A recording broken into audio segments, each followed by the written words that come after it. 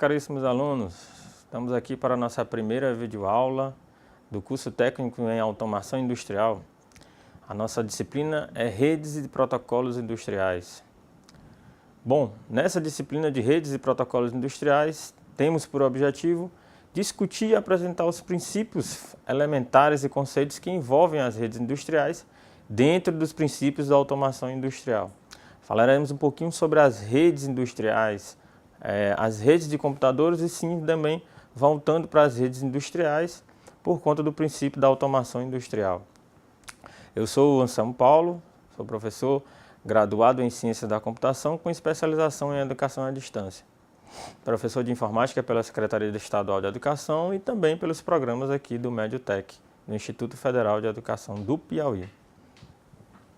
Nessa unidade, teremos a introdução à rede de computadores, protocolos e modelos de comunicação e veremos um pouquinho sobre o modelo OSI de comunicação que vai servir de base para as redes de protocolos industriais. Inicialmente, vamos apresentar a introdução à automação industrial, uma introdução à rede de computadores, suas topologias, protocolos e modelos de comunicação e em seguida falaremos um pouquinho sobre o modelo de referência OSI.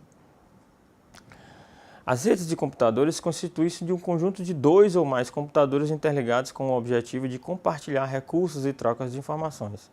Ora, sabemos que as redes são hoje em dia temos muito mais computadores ou smartphone ou aparelhos conectados, não é? Mas a partir de dois aparelhos, dois computadores, já teremos uma rede de computadores. Um conjunto de dispositivos capazes de se comunicar através de mensagens, microcomputadores, terminais, impressoras, computadores de grande porte, pequeno porte e tudo mais. Capazes de trocar informações e compartilhar recursos interligados por um sistema de comunicação. Bem, temos aí o conceito de o que é uma rede de comunicação. Então, para que serve? Quais os benefícios que nós teremos com as redes de comunicação? Acessar dados armazenados em outra área, acessar alguns dados que estejam em outro computador, em outro dispositivo, permitir que um grupo de computadores compartilhem dispositivos caros que sejam utilizados por somente uma pessoa, tá? Então eu vou ter um compartilhamento aí de dispositivo, compartilhamento de hardware, compartilhamento de informações, dá aos usuários um meio de comunicarem-se eletronicamente utilizando os computadores pessoais já existentes. A gente sabe que hoje a questão das redes de computadores se torna a comunicação hoje entre as pessoas, entre computadores, entre sistemas, só é possível por conta das redes, né? E isso melhorou a vida e o trabalho das pessoas em muito, mas muito mesmo. As redes de computadores, apesar da evolução e crescente propagação, mantêm seu objetivo primordial, que é o compartilhamento dos recursos, seja ele de hardware ou de software, e propiciar a troca de informações entre pessoas e sistemas. Os componentes de uma rede, temos aí que os mais importantes são os servidores, tá? Que vão servir para armazenar as informações da rede e distribuir essa rede entre os mais tipos de dispositivos conectados a ela. As estações aí, que são os computadores ou os dispositivos aí que temos conectados, e os dispositivos de rede, que é o hardware específico que a gente tem para continuar essa rede, para dar uma extensão a essa rede, um suporte a essa rede de computadores.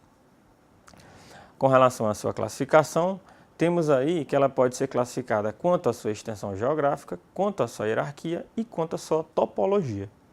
Na extensão geográfica, temos as redes aí pessoais, as PANs, que são pequenas, as redes locais, LAN, redes metropolitanas, MANs e redes de longa distância, as WANs, que são as redes bem maiores, que comportam aí bem maiores distâncias.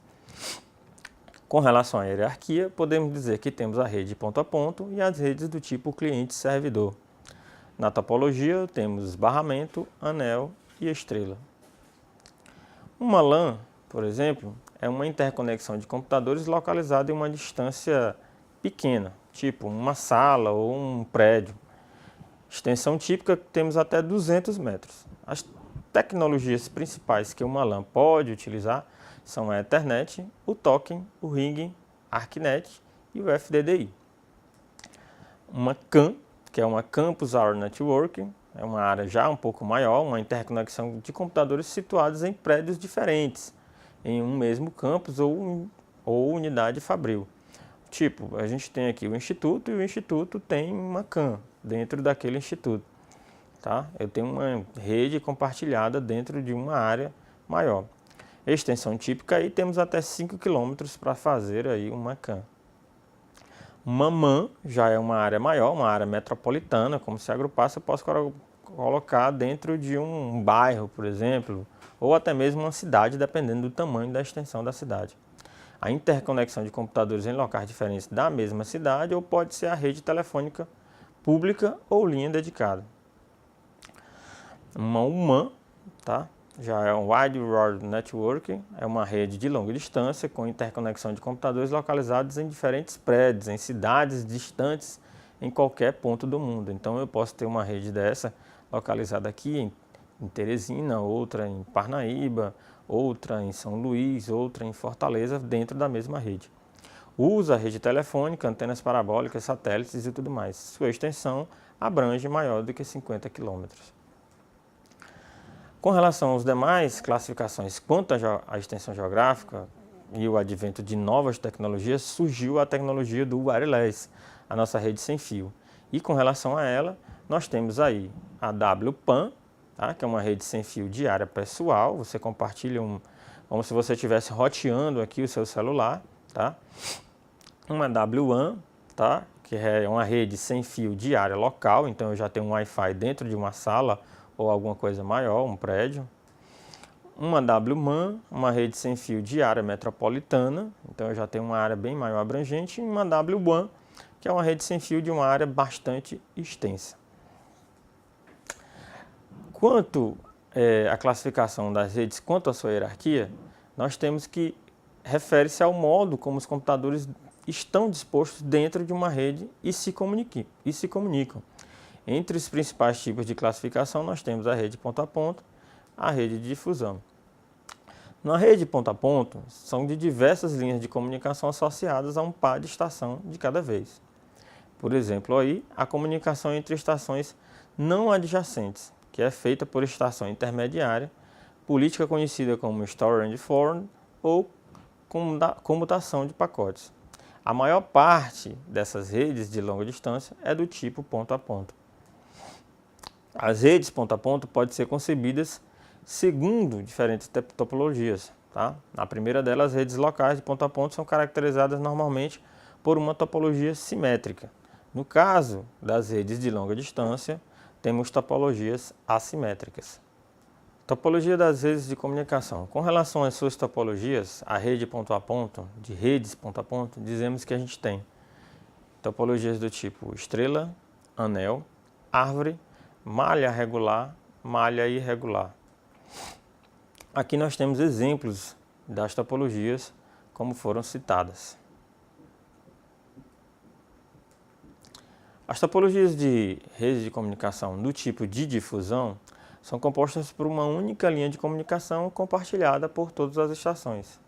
As mensagens são difundidas no canal e podem ser lidas por qualquer estação. O destinatário é identificado por um endereço codificado na mensagem. É possível se enviar mensagens para todas as estações, no caso aí de broadcasting, ou a um conjunto delas, multicast, usando endereços reservados para essas finalidades. As topologias mais comuns aí e utilizadas no mundo de hoje são a LAN e a WAN. As redes de difusão requerem mecanismos de arbitragem e acesso para evitarem congestionamento de rede, no caso aí seja centralizado ou distribuído. Com relação a redes de difusão, nós temos elas do tipo de barramento, estrela e anel. Exemplos do tipo de barramento, do tipo de estrela e do tipo de anel. Na do tipo de barramento, todos os computadores estão aí conectados a uma mesma linha. Na do tipo estrela, nós temos um servidor central e todas as máquinas todos os dispositivos estão conectados a esse servidor.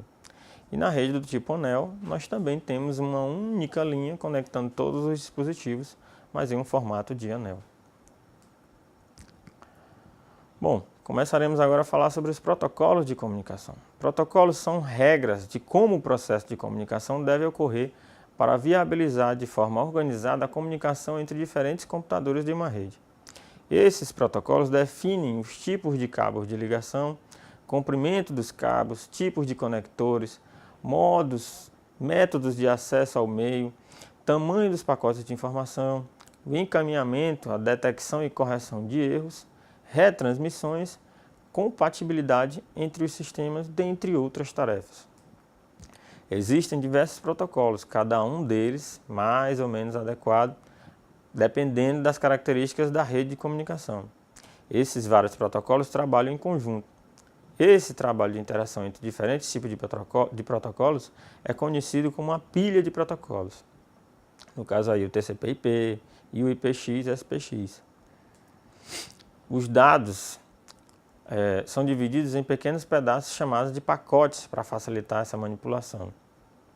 As informações de endereçamento são adicionadas para que o computador de destino possa ser localizado dentro da rede. Os dados são preparados para o envio pela placa de rede e, finalmente, são lançados no meio de transmissão. Após isso, os pacotes chegam através de um meio físico e são lidos pelo computador através da sua placa de rede.